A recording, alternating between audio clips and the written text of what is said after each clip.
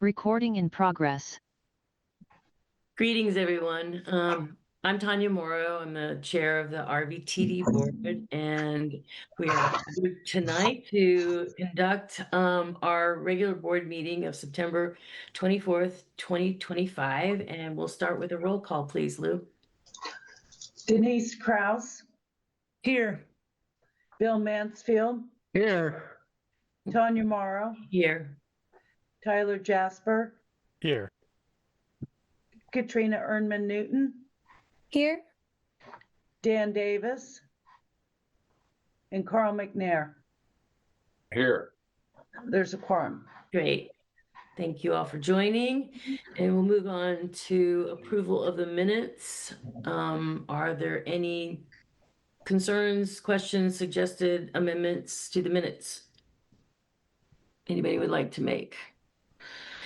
Okay, we'll deem those approved. Has anyone not received the financial reports for August 2025? Let me turn back over to see if there's any hands. Okay, record should reflect that everybody's received the financial reports. So now we get to talk about our 2026 special levy consideration and timeline. And I'm guessing that Paige is going to provide this presentation to us, or is it going to be Kelly? Going to be me. Yeah. Okay, great. And Paige is going to help. Okay. Of course. Absolutely. Chair Morrow Board, my name is Kelly Matting. I'm the operations manager here at RVTD, and you received a memo and a kind of a nice Gantt chart. I was very appreciative. Gantt charts are usually really kind of not very attractive, and Paige put together a pretty nice one. So before she shows that, I kind of want to summarize at least the beginning of the memo. So when we talked about our finances a couple of months ago, for those of you who are new, we have a special levy that's 13 cents per thousand. Special levies are only good for 5 years, and they have to be voted on. So they have to be voted on every 5 years. And ours is coming due for a vote if we choose to put it on the ballot in May of 2026. And you'd think May is so far away. Why are you giving us a memo and a timeline on this now? But it really isn't very far away when you talk about all the steps that the board needs to go through and staff needs to go through to get us to that election on May 19th. So there are basically three components of this ballot measure. And one is the ballot title. You've all seen that. When you go to vote, you look at the ballot title. It kind of has a certain number of characters that you can use, and it kind of briefly describes the ballot. There's the levy increment. Again, ours right now is 13 cents. So the board is going to decide whether they want to stick with 13 cents. They want to do something less or something more than that. And then there's the explanatory statement, and there's a certain number of characters for that, but it's longer, and that kind of has a more robust description of the ballot. It might describe, like, if you vote yes on this, these are the things you're going to get. And you've seen that as well. And those timelines, so for the ballot title and the levy increment, that has to be filed with the county clerk on February 25th, and the explanatory statement has to be filed with the county clerk on March 19th. And then the general election takes place May 19th. So in terms of the information that we are going to be providing you to help you make some decisions on the levy amount, on services that would be, what we would use that levy amount for, that may be existing services, or probably will be to some degree maintaining existing services, and then what kind of extra things that we could do with the levy.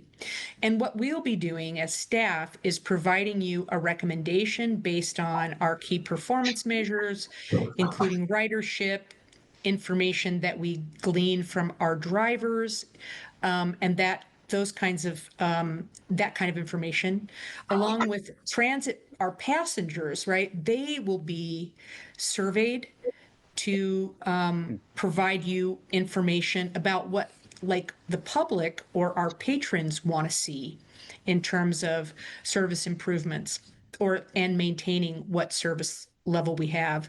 And then there'll be the financial information, because everything that we do has a cost associated with it. And so you'll be given that financial information. If you say, we would like to see, for example, Saturday service, and we want it to start at 9 and end at 5, we will do some financial analysis and give you that information to help you make the decisions on what that ballot title will be, the increment, and the explanatory statement. So Paige, do you want to put up your Gantt chart? Share that.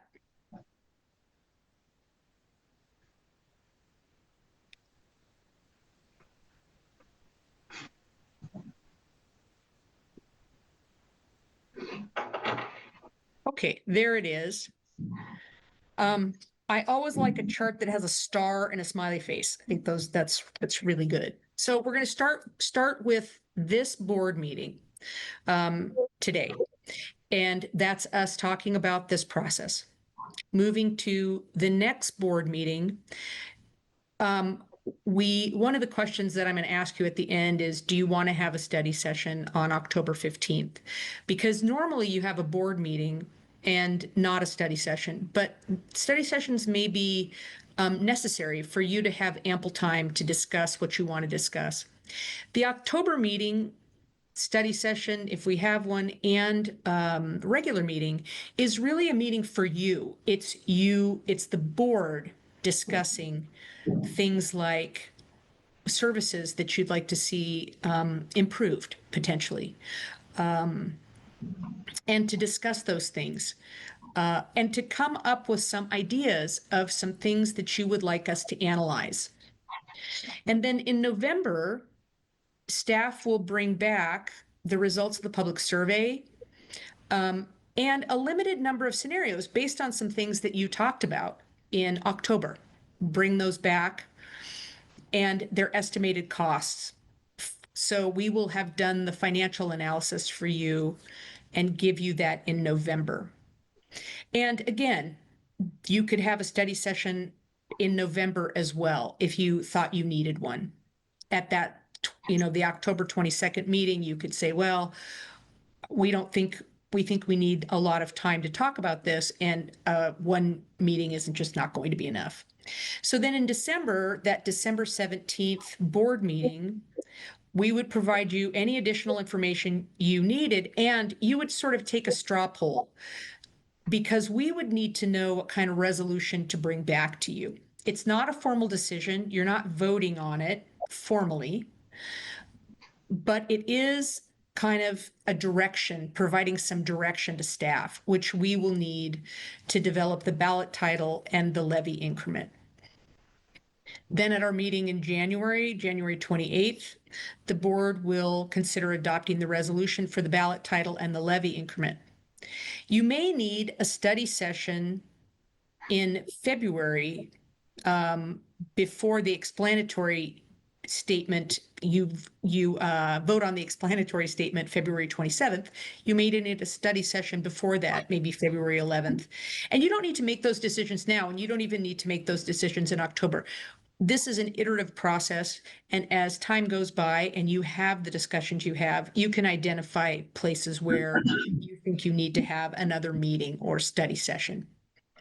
And lastly, like I said, that explanatory statement would be adopted February 27th, so that we could file that explanatory statement by its due date on March 19th. So that's where we are in terms of that timeline for this process. Again, the next step is in October. You have a regular meeting scheduled for October 22nd. That meeting, again, is for you to discuss things that you would like to see this levy go toward, including maintaining existing service. And you could have a study session on the 15th as well if you thought that was necessary. What we'd like tonight is, during your discussion, I would like an answer on whether you think you'd like to have a study session on the 15th or you just want to have a meeting on the 22nd, because we'll need to know and schedule accordingly. And that is the presentation, and I'm open for questions, as is Paige, and again, Julie is here to answer questions as well. Thank you. Did anybody have some questions? Katrina, go ahead. So I wanted to ask about the educational outreach. Is that referring to outreach by RVTD staff, RVTD board, or more broadly? Can you just expand on that a little for me? Do you want me to respond to that, Ye- Kelly? Yes, Paige. That's specific to RVTD's outreach, which is only for information and education about what is being considered as part of the levy. We are, of course, as you would imagine, barred from soliciting action. So anything that would solicit the general public from a particular vote in one way or another, we can't do that, but we can have information on our website and also information through email and newsletter about the ballot measure itself. So I think we're considering that starting in about January. It might not be until February until we know specifically what we're looking at doing and what's going to be on the ballot, but we would start our educational outreach from RVTD. This timeline does not include anything regarding the Political Action Committee. It's just specific to RVTD business. Thank you for clarifying. Anybody else? Bill Mansfield here. Hi, Bill, go ahead. Yeah, Kelly, I presume that the big issue will be, I don't think there's any question, is there, about wanting to do it? The question is, do we expand the amount? And I'm not prepared to, I'm sure there are pros and cons on that, and that's what we probably should be dealing with in the October study session. But I guess I want to ask you, as an expert in convincing voters, I presume that it's more that we can increase our favorable vote by telling the public what specific projects we have in mind. Is that right? We know we need more money. There's no doubt about that. The question is it advisable, as a matter of voter strategy, to lay out as a proposed set of projects, or is it better strategy just to say, hey, we need more money? Julie, do you want me to give my 2 cents on that, or do you want to talk about that? I want your 2 cents on it, yeah. My 2 cents. Okay. I think like you said, there are pros and cons about specificity with these. Sometimes specificity is really good because the public gets to see what they're buying. That will work, and that may work with part of this levy that we're looking at. I think part of this levy is probably going to have to go to maintaining existing service. But I do think with the board, you're going to be looking at very specific things. Like you may look at Saturday service. You may look at bringing back evening service. You may want to have early morning service. You may have some specific routes you want to bring back. And we can be specific about those in our explanatory statement that would, I think that would at least give the public the opportunity and more information to know if they want to pay for those things via their vote. So I do think I think this ballot, this explanatory statement may end up being a little bit of both. Some specifics and some kind of general, and some kind of generalities about maintaining existing service. Thank you. Can I follow up on that? We know that if we specify a service, say Saturday service, in this levy, we have to keep it in service for the 5 years because the levy is supporting it. So anything that we do specify that's being supported by the tax dollars needs to be in service for the 5 years, unless we say differently within the explanatory statement, which would be, which would be strange. But just keep that in mind, that if we're promising that it's going to be funding a service, it needs to actually stay in place for 5 years. That's a good point to make. All right, Tyler? I had a completely separate question. So, Carl, if your comment is related to what we were just discussing, I'd say you go ahead. Oh, go for it, Tyler. All right. I trust that we're going to get really good data from our current passengers on what their priorities are for what services we bring back. I do want to make sure that we also hear from the passengers that we've lost as a result of the cut service. I don't know if we have the data to specifically target them in terms of this outreach. Maybe that's part of what the open house is, but I am particularly interested in hearing from those who are no longer using our service at all as a result of the cuts that just happened. That is a very good point. Oh, Paige, do you want to talk about that? Are you guys able to track them? We have a couple different ways that we're hoping to be able to engage passengers that might have been lost completely. One is our UMO pass. Anyone that's got a UMO pass, if they have an email or an account that's been set up, we can send them an email. Two would be the transit app. If they're a transit app user, we can also send them, basically it's like a ping on the app. It's not an email or anything. They would have to have the app open to receive the ping or a notification or banner that goes on their phone. I would assume that they haven't removed the app from their cell phone, so we'll probably be able to get some passengers that way.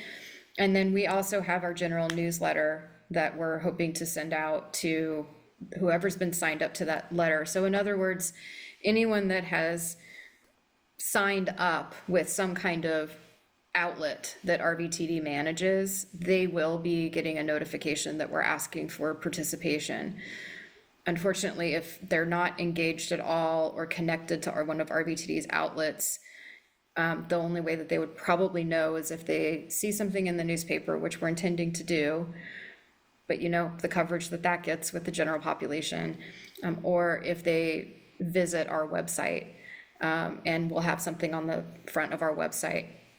So we're going to do a passenger survey, which is on board our buses, talking with passengers, and then we're going to have a similar survey, although it's not going to be, the passenger survey asks questions about demographics, type of trip, how did you get to the bus stop, where's your final destination, things like that. We're not going to ask those questions on this other survey, but it will be, both surveys are going to be asking about service preferences to be brought back, probably phrased in a way that says top 3, top 2, top 3, so that we can try and narrow down what the general population is hoping to see. And then we also will, I said newspaper, we'll be doing a notice in the paper, but we'll also be doing a press release. And so if we are able to get an article that helps to direct people to our website, that also will hopefully help to cast that broader net. We can also put it on Facebook, which I know a lot of people follow us on Facebook, so. Yep, social media. Yeah, they'll have to be signed up to that. Thank you. Thanks. Go ahead, Carl. All right, thanks. So on the timeline, you asked about a study session in October, and I guess my question is if we did one on October 15th before we've done the passenger survey and online survey and all of that, what would we be talking? Do we have stuff to talk about at that point? Or is it better to wait? Based on this Gantt chart, it looks like it's maybe better to wait till the 22nd, but I guess wondering what Kelly or Paige's thoughts are on that.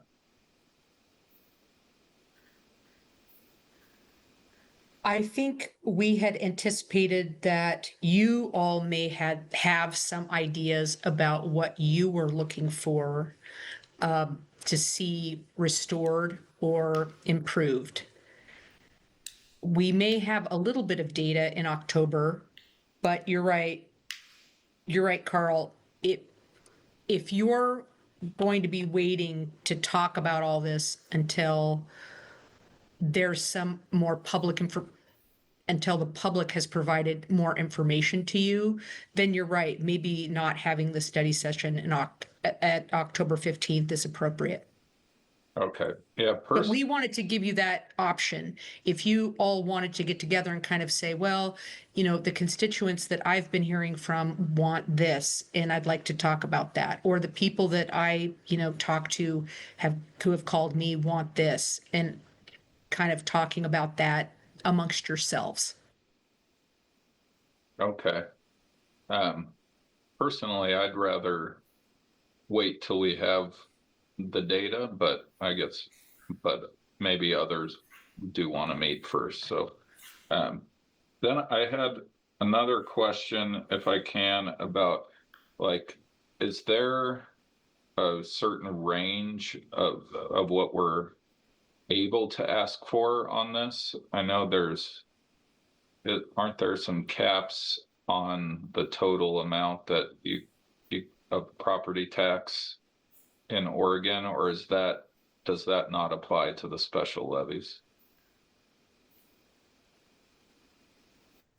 So you're talking about ballot measure 5 and 50, and Right. and those caps that municipalities have at total. And I'll have to look into that to see, because I know that cap is $10 and I can't remember if it's all the municipalities in the county. So let me take a look at that, and I'll bring that information back to you all in October. And then, yeah, kind of what is the cap? Does it apply, and where are we at to that? Yeah, I don't remember us dealing with that before. I think the measures are related to assessed value kind of stuff, and the cap is on those assessed values going up. So I think, if the voters vote to tax themselves, they can do that, I think. But yeah, look into that. That'd be great. Okay, I'll get back to you on that. Denise? Yeah, okay. I just had a follow-up comment on what Paige was talking about with the survey. You mentioned maybe doing the top 2 or top 3 on the routes. You might want to consider also doing a ranking. Let people rank their order of priority. It could gather some good data that way. That's it. Just a consideration. I like it. Yeah, I mean, we cut, essentially 10 services. So it's going to take up a full sheet, most likely. The onboard survey is in itself 3 pages long. And then, and we'll be probably removing a couple sort of questions that aren't, essential, because we want to make sure that people have time. The tricky thing is when you are surveying on the bus, you're trying to catch someone who isn't going to be getting off really soon. And we do have passengers who ride for just a couple minutes, maybe 5 minutes. We have others, of course, that ride for a much longer period of time. So we'll probably put that preference survey on the front so that we can make sure that we get that information. And then we'll have the other passenger survey, our normal survey, in the back. Because if it's at the end, we just won't get very many people to respond to it. But I like your idea of having it ranked. And I think if it's just the list and we just have them answer 1, 2, 3, et cetera, and then some open notes at the bottom, if they have any other information they want to provide, we can do that too. How do you administer the survey on the buses? Is this electronic, or are you talking about in person, or? It's all on paper and clipboard. person Uh-huh. to person on paper?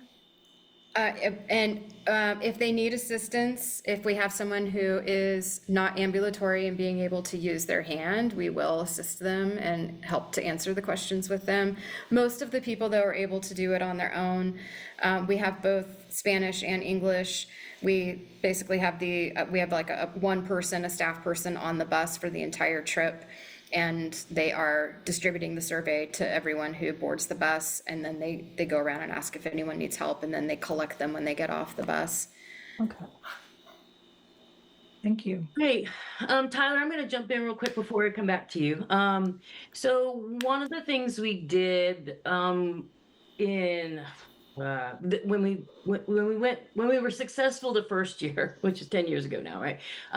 Was you guys were really creative in creating little cards, right? That had the service explained and the cost. And we were able to sort of shuffle them around. I don't want to make work, but I would like something sort of similar, even if it's not on card form, but to know, and even as early as the October meeting, if possible, what are the actual values associated with maintaining service. So break it out by a route that we're currently doing.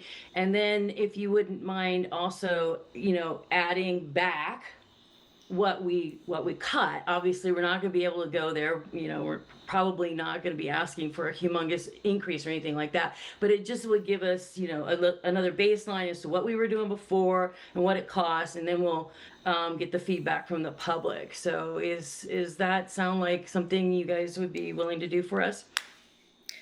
So can I answer that, Paige? So I think what we can do is Debbie can probably get the information of what we have spent in the past.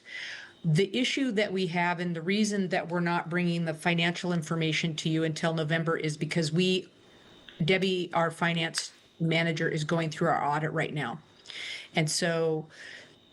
And we want to be very, very certain when we provide these numbers to you that they're accurate and we're doing adequate projections.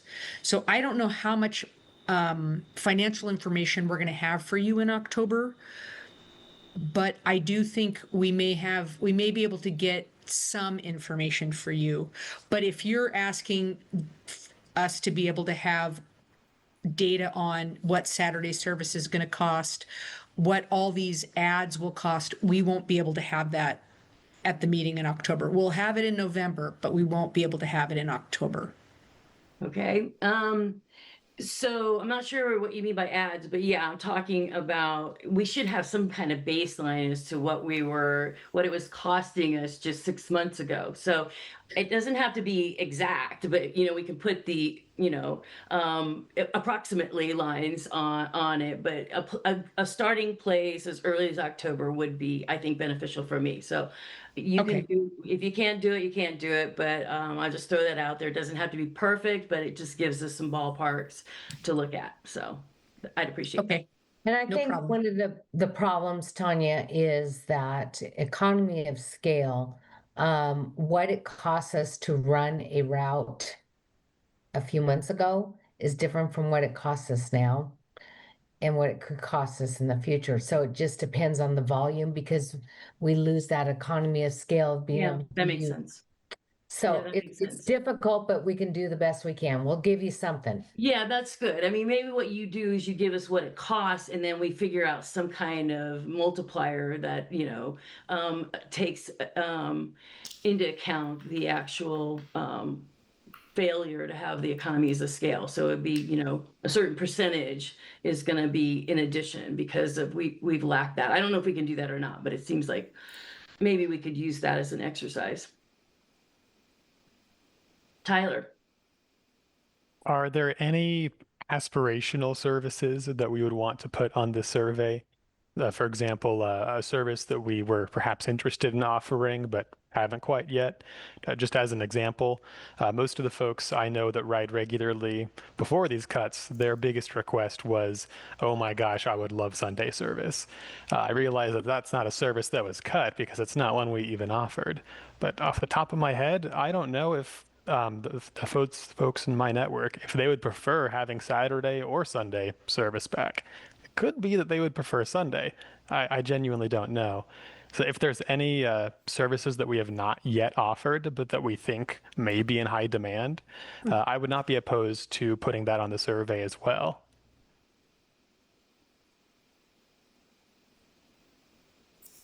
Okay, thank you.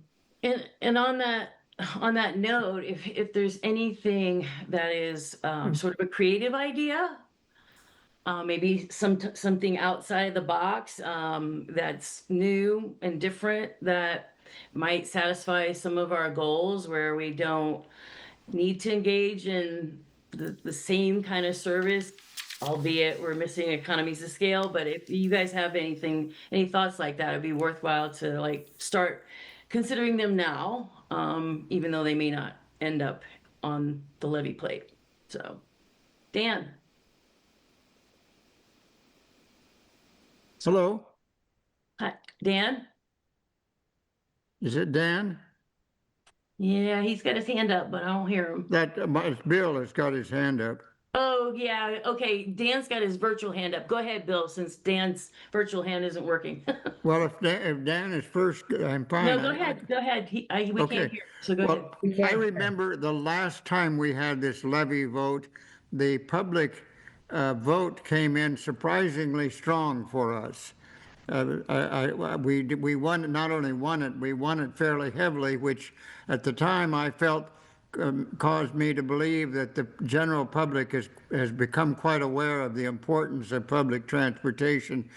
With that in mind, it wouldn't be a bad idea to look back at the strategy we used. I realize things have changed since that time, so I'm not suggesting that we should use the identical strategy, but it might be a good idea to look at some of the strategies that we used at that time in order to get such a good result.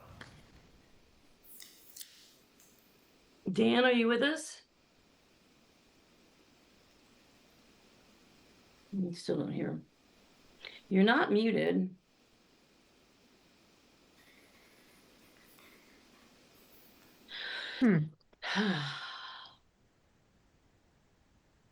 Maybe on your computer, Dan. I don't know. Maybe you got the mute on your microphone. You might have already tried this, but in your audio icon, there's a little caret pointing up, and you can check to see if it's selected the correct microphone. It looks like you've got headphones that might also have a microphone, and sometimes that can goof it up if you have a microphone built into the computer as well as the headphones.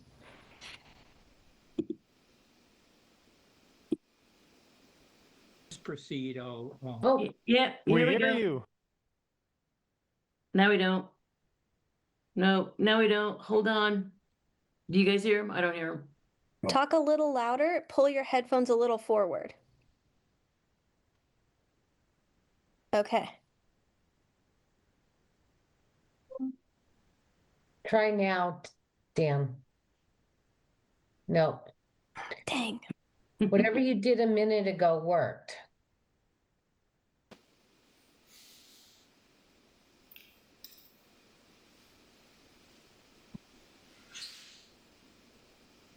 Yeah, you can put your comment or question in the chat, Dan. And if you have a smartphone, you may be able to call into the meeting from there as well.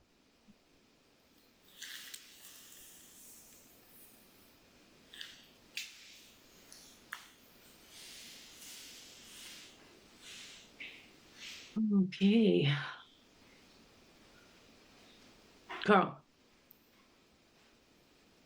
Yeah, I guess I was wondering, is there a scenario where you can have options for the levy? Like, for example, a 13-cent levy will keep our current service in place, but if we go up to 15 cents, we could add back Saturday service and let voters kind of vote on both. Would that I don't know if that's that's probably not a good strategy now that I say it out loud, because you're gonna kind of split your votes, and yeah. But it might be a good polling question, like would you be more inclined to vote for this or that? Yeah, it's going to be tricky. But yeah, I don't know that we'd want to put two on, and we'd have to do two ballots as far as I know. Yeah. Yeah. I mean, one of the thoughts I've kicked around over the years too is just allowing a particular city to have its own separate measure. We've talked about that. We've never really looked into all the legalities of it, but similarly, you don't want to do that at the same time you're doing this annual, this 5-year serial levy, because it just might split the vote too much. But I do think there is opportunities, for instance, for Ashland to have its, us to put out a measure to them in some other election to see if they want to increase their own rates, essentially, at a separate levy for something that might just target them. But again, we haven't looked at the legalities, but I think that's a possibility. Okay, so Dan was saying the campaign committee is chaired by me. Yeah, so there is a political action committee, Rogue Valley Transportation Now, and there is a few of us. I've been the chair for several years now. It pretty much goes dormant beforehand, and I have been wanting to call SDO to determine just what our public meetings requirements are before I can figure out how to talk to more of you about the PAC, because again, it's something we try not to talk about really at our official meetings of RVTD. So let me take care of that before October, and I can figure out a way of making sure everybody gets some information about the PAC and how we've operated in the past and what our limitations might be as far as board membership on the PAC board, but there'll be opportunities for everybody to participate in the campaign. Does that make sense? Okay. Anything else about the levy now? I'd like to add just a little bit more on the information that RVTD is going to be providing that our staff is collecting. So the month of October is a very important month with all of the data throughout the year. It's actually one of the 2 months, April is the other one, that we look at for what we would consider representative ridership, representative passenger loads, representative trips, because April and October do not have any major holiday breaks, and it's also when school is in session.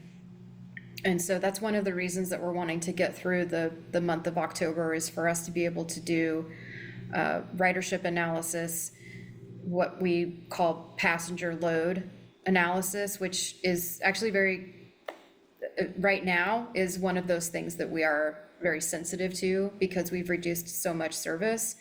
We know that we have lost some riders, but we also know that there are potentially some issues with the system where we might be turning passengers away, or where there might be overcrowding on the buses. We also have information by ridership at time of day that we'll be able to collect. And we can compare that to what we saw in October of 2024, and we can also look at April of 2025. So there are some system analytics that we tend to do anyway, but we want to make sure that we can provide that to you, because if we're going to provide, and this is my opinion, but I think it's industry standard, if we're going to provide some service, it needs to be a high quality and reliable service.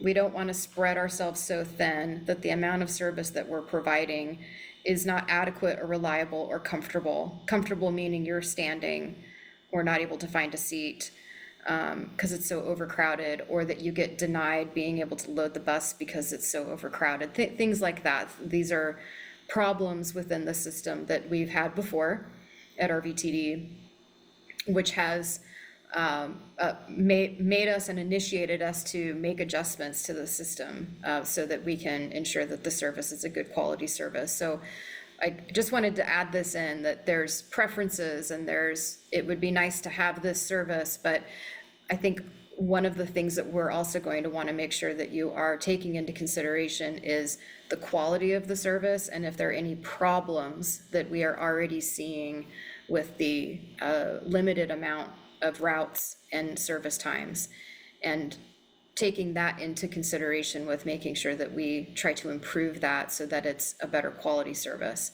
So that month of October, we really do, I mean, we're only like 3 weeks in with this change. We got to remember that. Yeah. We just did this. Same with the financials. Even if Debbie had all the time on her hands, she does not have enough information right now to know how much the service costs. Like, from a budgeting perspective, we need to get through that month of October so that we can have all the financial information, the service data, and then we can come very well equipped to that November meeting and provide that to you. And I appreciate that. And I'm not trying to make work for October, but to ask us what we might want to see, I don't want to throw out pie in the sky stuff, right? So I want to have some idea as to, what we're going to get for our 13 cents, and then only, figure out, well, what more could we possibly want? So we can't really, I feel like we can't really participate too much unless we have some baselines in order to figure out whether we should ask you to price out something, right? So that's why. Rather do that, start that earlier than later, but we'll wait till you guys have enough information. And maybe we can do a study session in November or early December. Because your survey is going to be in the beginning, right? Will you guys have the data, by say mid-November? Yeah, so we're doing our survey, I think it's the week of the 11th through it's mid-October. And then we'll be doing the data analysis later in the month of October. But all of that other ridership, passenger capacity, schedule adherence is another one. Schedule adherence is if we're arriving really late at Front Street Station perpetually. That's going to require, I would say, at least 3 weeks of October, and we can probably compile it the last week, but we'll definitely have it for that, the beginning of November. Okay, but you also have your open house, and that's going to be happening in the beginning part, right, of November? Yeah, well, we tentatively have it scheduled for the 12th and 13th. Okay. It would be two opportunities and a virtual. Okay. And we can certainly look at scheduling a study session around that. That's not a big deal at all. If we wanted to do one in the beginning, like the first week, or because the 19th, because of Thanksgiving, that's when we're going to be having the board meeting, which is 1 week earlier than we typically do. And so having a study session that week before, we could do that if you wanted.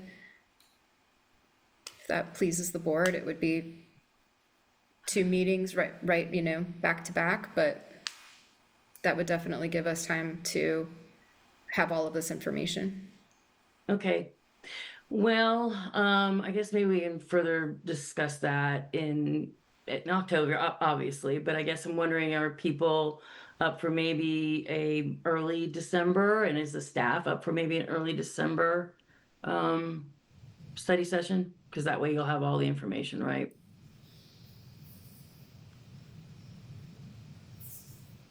I think we can, we can schedule something, Tanya.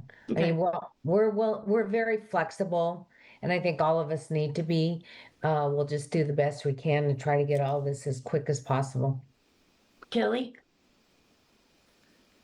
I was thinking just kind of, Tanya, along maybe the lines that you're thinking, and maybe October, maybe you want a lot of information before you start having the dialogue about kind of what you're leaning toward. So maybe in October you don't talk about it. Maybe you talk about it a little bit or not at all. And we really take that meeting that would have been held in October and that dialogue, and that happens in November.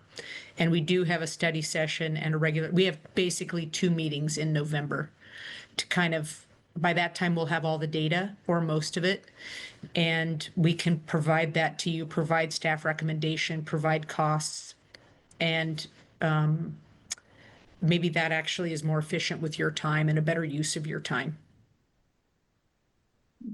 Yeah, it's clear that, it's best to have as much information as possible. And if you all don't feel good about us using ballparks from based on past practice, then yeah, maybe it's not worth having that conversation, because too much of it's going to be we're not going to be able to add up the numbers enough to know how much leeway we might have with above current service. So I don't know. It's hard to predict, but you guys will have enough data by the middle of November. Doing a study session after that, it's going to be probably difficult because of the holidays. So everybody's, I think, maybe looking early December. So maybe we just do a couple meetings in December.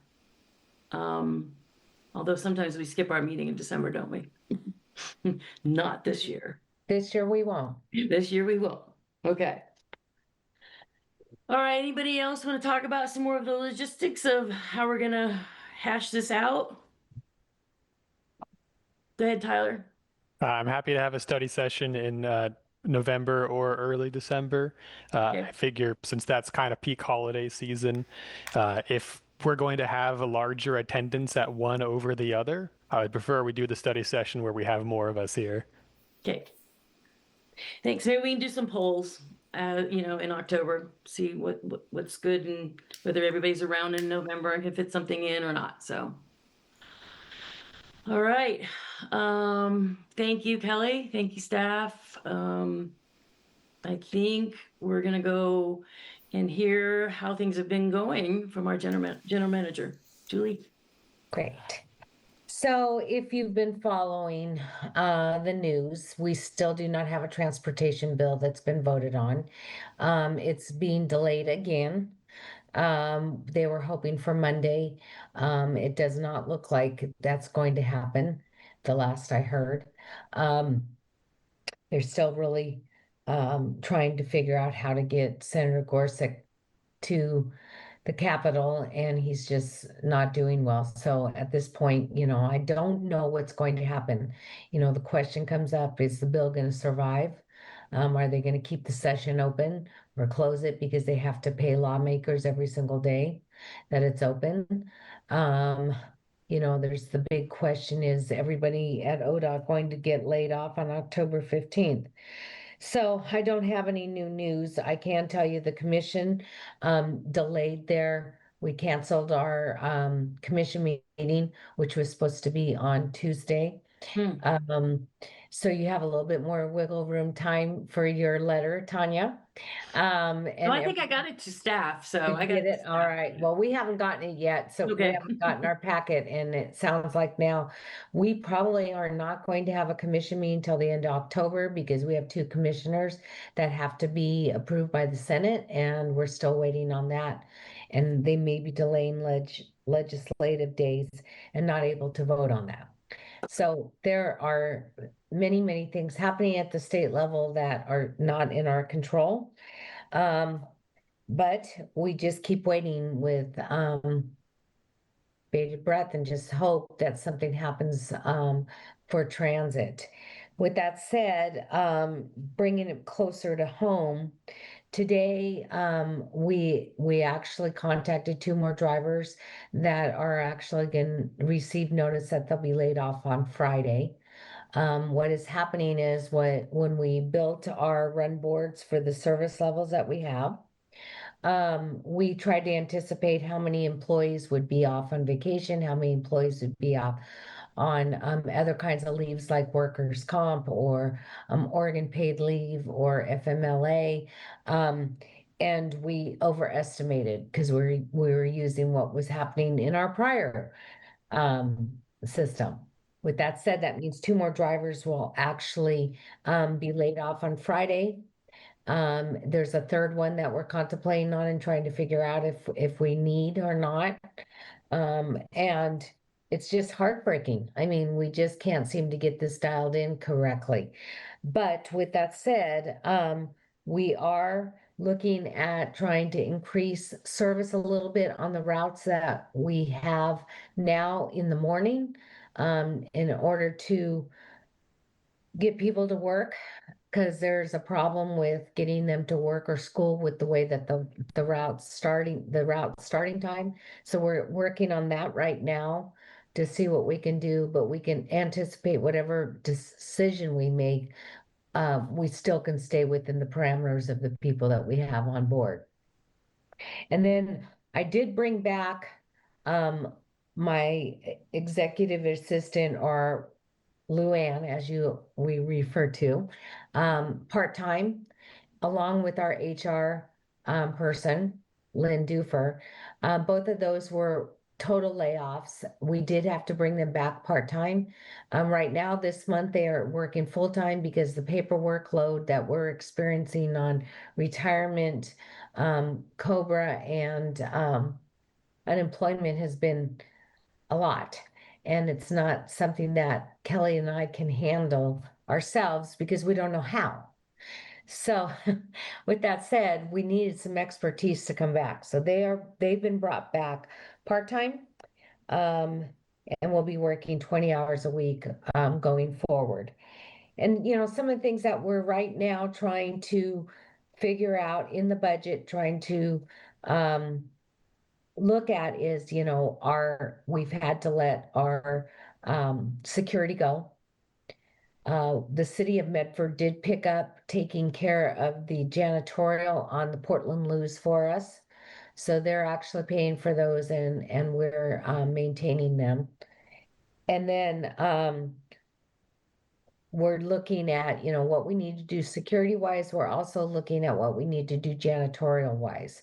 Because right now everybody is picking up the vacuum and emptying the garbages and doing all the janitorial in the bathrooms, amongst ourselves. We spread it out, but we also know that that's not something that's reasonable or that can be done long term. So we're figuring that piece of it out. But there's a lot of moving pieces that we just are struggling with this big of a cut. And we're asking for grace from each other as we step on each other and frustrate each other, but we're getting there. And I'm really proud of the staff. They've done a really, really good job. In addition to that, we still have a lot of things that we need to complete here at the district. One is the parking garage.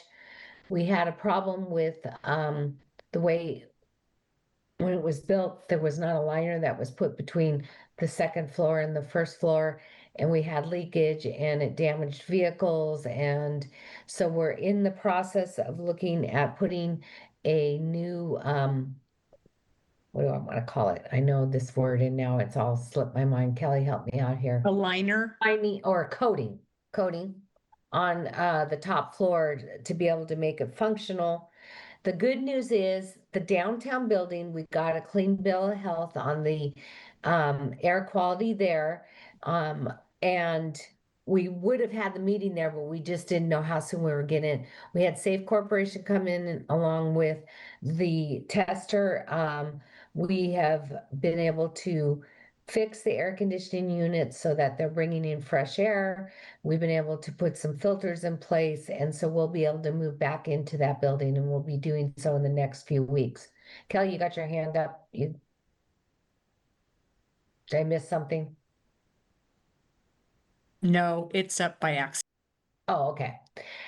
So that's good news. We'll be able to have our board meetings and our work study sessions and everything back downtown, and we'll be moving back there slowly, but we're not going to be moving finance back there real quick because they're in the middle of the audit and we've already moved the paperwork over to the other building.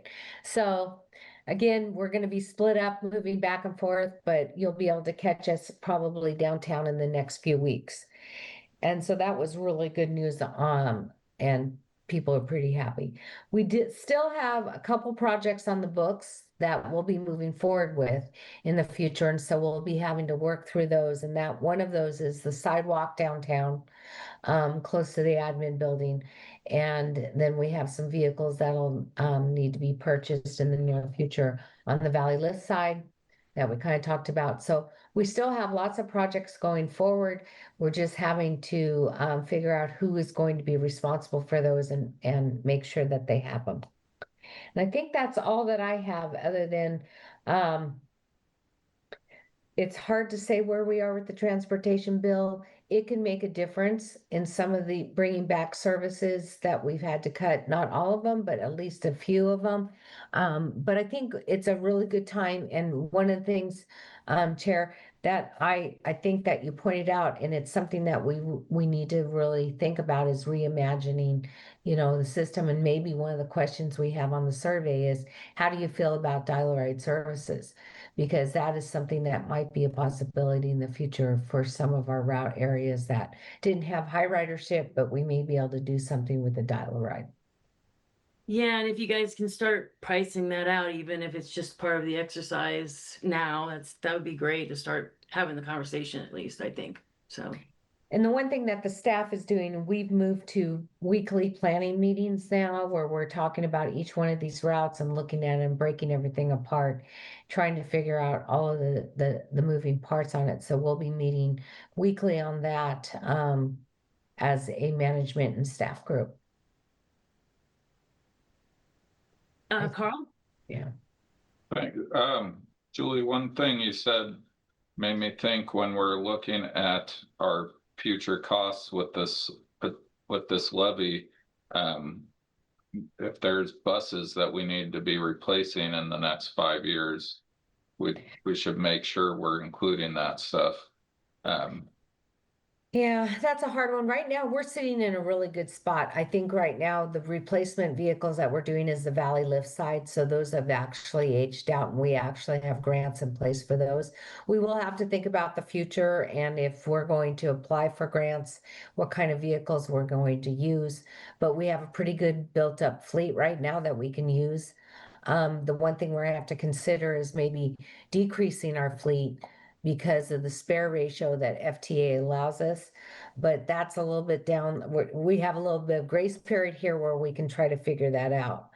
And I do believe that the chair received a letter from FTA letting you know that we had a great trainer review. There were no findings. And so the one thing we want to make sure is that we don't have findings next time by having too high of spare ratios, and that we stay within all the compliance parts of the federal. So you're correct.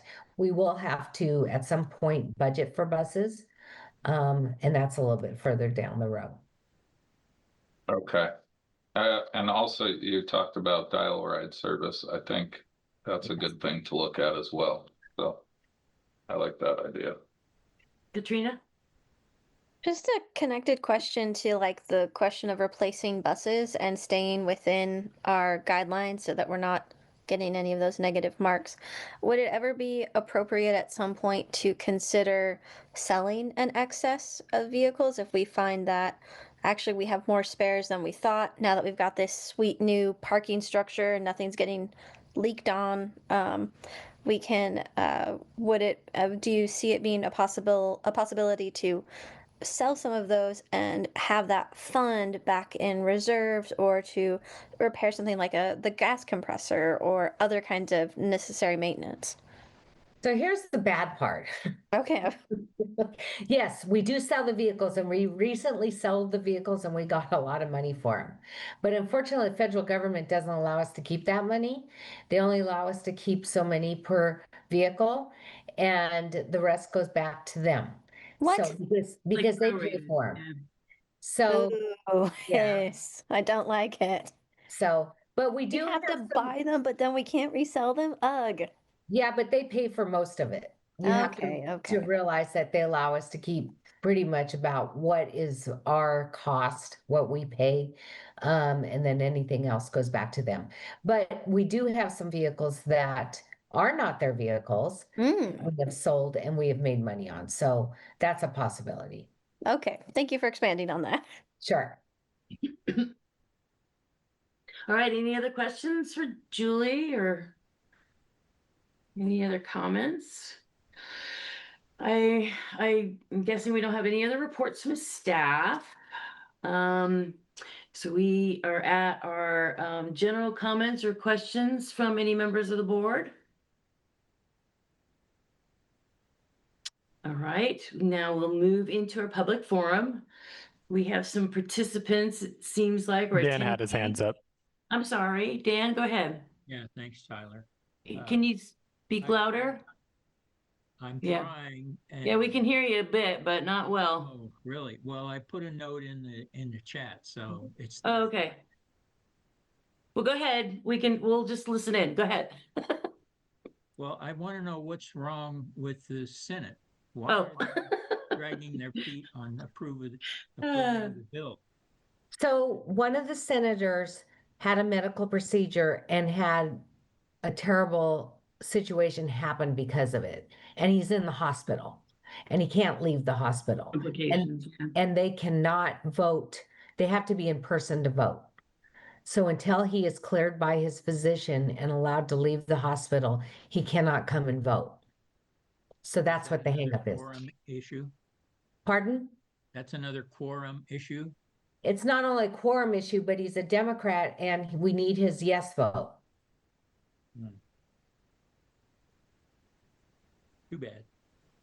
So. Okay. We have some attendees and I guess we're at the public forum section. I don't know if anybody would like to speak, but it'd be nice if folks would raise their hands if they did, so we have an idea as to how many. So I can try to keep us on time for a 15-minute slot. Okay. Andy, anybody else? Kenneth? Anthony? Sean? Zach? Okay. All right, well, we have our session. I mean, we have our time limit here, but Andy, go ahead for 5 minutes in case anybody else wants to talk, but we'll try to limit you to 5 if that's okay. Go ahead. Yeah, can you hear me okay? Yeah. Yeah, I'm just going to keep it real sweet, short and sweet. I just wanted to write a letter to the board, and I just wanted to know the best avenue to get that directly to you folks, if it should just go to you, board chair, or bring it in person at the next board meeting, what you guys would prefer. Yeah, I think, again, I just feel so fuzzy about our new public meeting laws and stuff like that, why don't you send it to me and I will figure out how we can disseminate it to the board. Is that what? Sounds good. Okay. Oh, should I just get your contact info from Lou? Yeah. Perfect. Yeah, that's good. Sounds good. Thank you. Okay. Anybody else change your mind?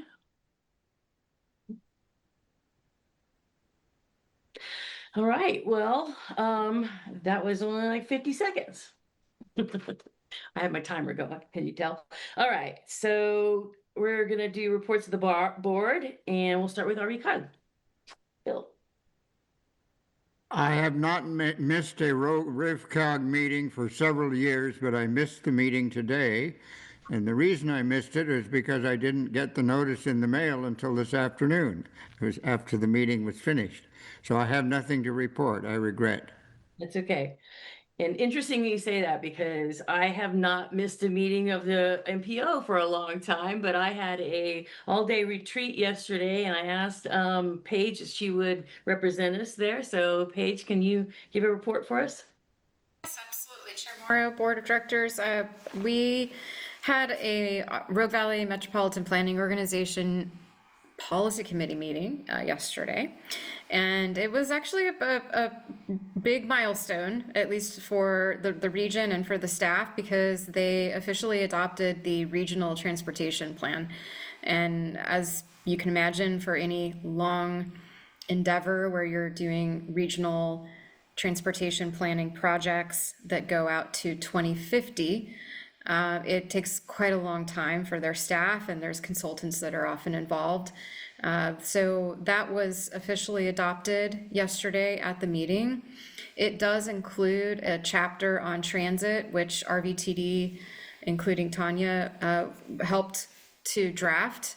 And it also has a chapter on transportation options, which RVTD has a program for transportation options. And so it mostly, for both of those chapters, does describe the service and the programs that RVTD provides today and hopes to provide through 2050. There's a bicycle and pedestrian chapter as part of the RTP. There's a Title VI chapter. There's freight. There's rail. You can imagine it's all transportation.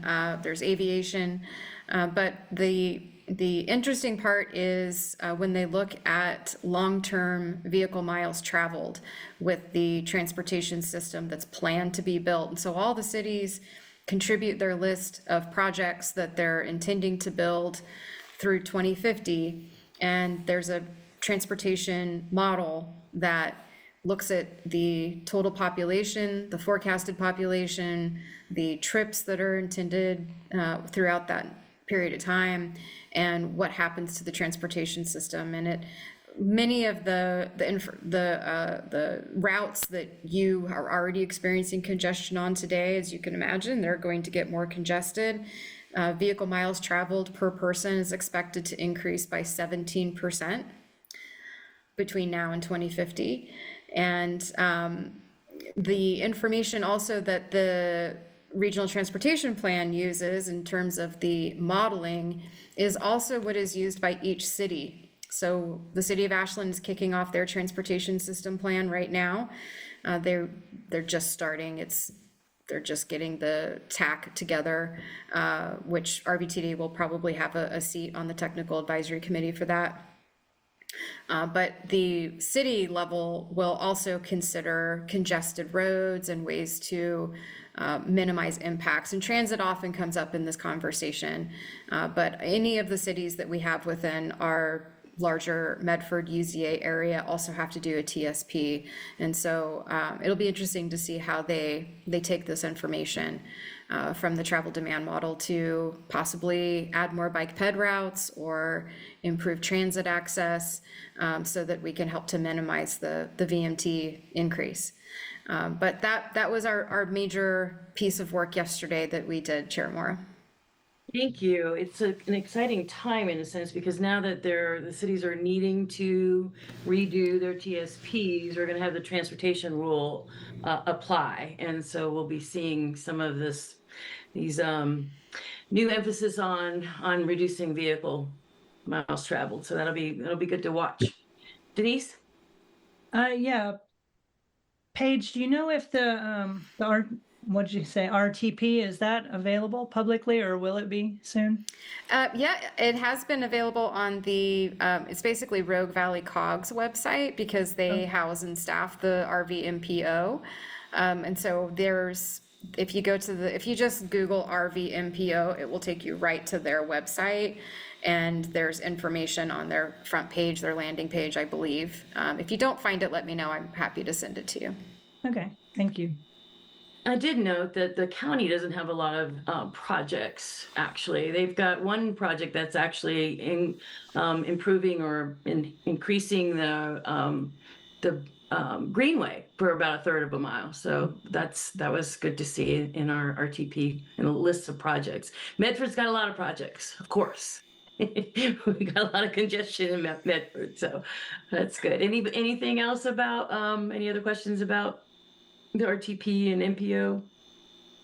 All right. Did we have a TRADCO meeting, Katrina? Nope. Nope. Okay. And then there was an RV Act meeting, wasn't there? I wasn't able to. There was, yeah. And so that was my first RV Act meeting, and it was on September 9th, and there were quite a few attendees, but it was, we just barely made a quorum of 14. And Chair Montero, he started by saying that the State Aviation Review Committee was looking for one representative from the RV Act to help review grant applications. And the funding source of the grants was unknown, but it was suggested it might be Connect Oregon. The chair asked Mike Quilty if he would represent RV Act. Mike agreed. Lily Morgan from Gold Hill offered to serve as a backup. And there were a couple of presentations given. May Dillinger first presentation. She was talking about a number of ADA projects that are going on all over Jackson County, and she presented an update on the upcoming projects. I've got a list of those if you want to know. Do you want to know to the level of detail? I'm not sure. Tanya? No, pass, thanks. Okay, all right. The second presentation was given by Darren Neville. He's the ODOT Regional 3 Manager.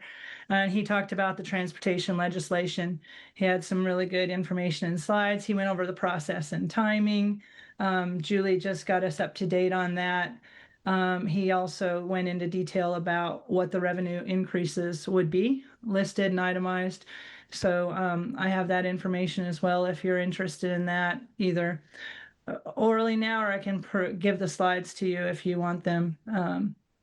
And then he talked about the impacts of passing it versus not passing it and how that would impact ODOT. And then he also mentioned the accountability from the governor, that she sent a letter to the ODOT director on August 28th. That was assuming success of the legislation, and directing them to prioritize their new spending, or prioritize spending of new revenue to the state highway fund on maintenance and operations at every possible opportunity. There were some other things like including an audit and giving her the authority to hire and fire the ODOT director. And so again, he talked about the impacts of them passing and went into the detail about the cost. So the cost to drivers, they said it would be average cost to each driver by about $7.40 a month and 0.9 cents per mile. And even given that, Oregon will still have among the lowest total vehicle taxes and fees of any state in the West. He talked about what the cuts would look like and the impacts of reduction in maintenance workforce and funding.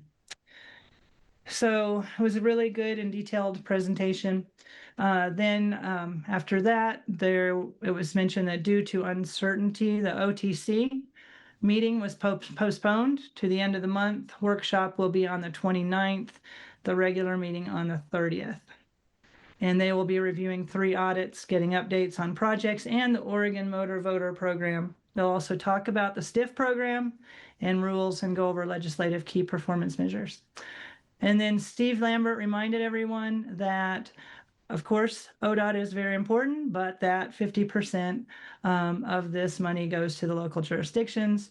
And he mentioned also that local administrators, including the Jackson County Commissioners, approve of the revised legislation. And the next RV Act meeting will be November 18th. Thank you for such a detailed report. I appreciate it. And if you don't want it in that much detail, I can. No, that's good. I appreciate it. Yeah. I will note too, if anybody, instead of Denise sending it to you, you can go out. There is a page for RV Act, and typically ODOT staff includes the slides in the packet. So the PDF should be in the packet. If you want to go out there and look for the meeting packet, you should be able to find most of what you were able to see generally. Yeah. All right. Anything else? Well, and Denise, they did cancel the workshop the 29th and the commission meeting on the 30th. So Oh, okay. You guys are on vacation. There's the update. and I am on vacation. So Yeah. Okay. Go ahead, Tyler. Yeah, this isn't a formal report, but I read the article where Katrina was interviewed as Yes, part I of did it. too. It was Loved great. it. If you haven't read it yet, you should. Even as somebody who reads too many white papers on transit, it was genuinely enlightening. She's a great writer, and your comments were awesome, Katrina. So yeah, I hope everybody gets a chance to look at that. We said something about posting it on our webpage. I don't know if we've done that or Did I not. remember to send it to you, Julie? It's been a blur. Can you put the link in the chat? I will do that. Yeah. All right, well, hang on for a minute so we can all click on that before we. and you sign might off. have sent it to me. You're right. It's been a blur. I'm not tracking real well. There's so many things in the air. But I think you did send it to me, actually. Somebody sent it to me. Maybe it was it Carl? No? Or maybe it was Tyler. I haven't read it. No? Okay.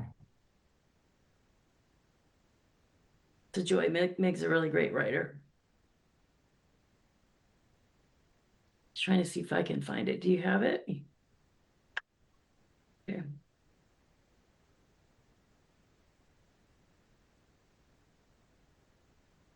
Okay, I've got it. I'm putting it in the chat. Perfect. Great, thank you. Thank you. Yeah. While you all are clicking on that, is there anything else for the good of the order?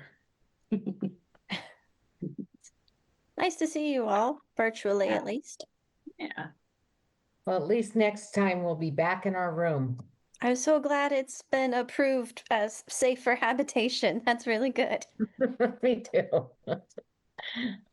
Okay, recommend everybody read that article, and I guess staff will probably hold open the Zoom for a minute so you can take your minute to click. So otherwise, see you guys next time, and thank you.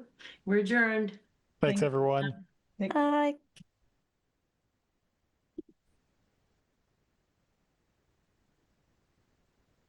Recording stopped.